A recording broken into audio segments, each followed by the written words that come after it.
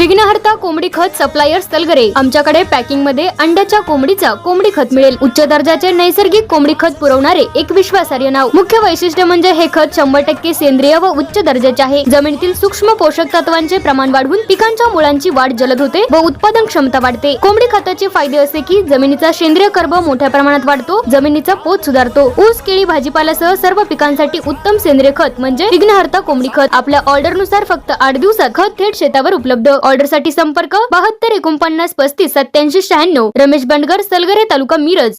प्रत्येक बातमीतील घटनेच्या वास्तविकतेची तुलना थेट पाहत रहा चांगली अपडेट। मिरज तालुक्यातील शिपूर परिसरात रेल्वे रुळालगत एका अनोळखी वृद्ध महिलेचा मृतदेह आढळून आल्याने परिसरात खळबळ उडाली आहे। या प्रकरणी मिरज ग्रामीण पोलीस ठाण्यात नोंद करण्यात आली असून मृत महिलेची ओळख अद्याप पटलेली नाही।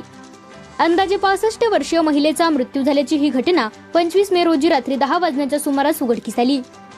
मिळालेल्या माहितीनुसार शिपूर येथील रेल्वे रुळाच्या बाजूस एका वृद्ध महिलेचा मृतदेह पडलेला असल्याची माहिती स्थानिक नागरिकांकडून पोलिसांना देण्यात आली।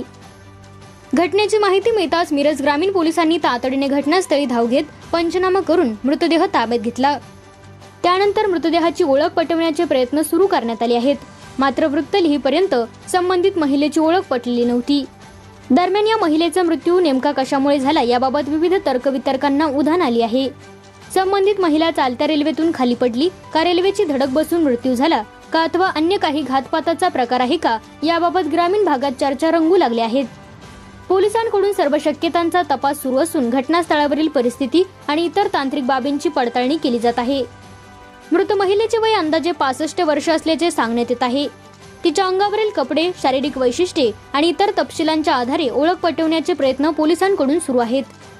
परिसरातील नागरिक तसेच जवळच्या पोलीस ठाण्यांशी संपर्क साधून हरवलेल्या महिलांची माहितीही तपासली जात आहे।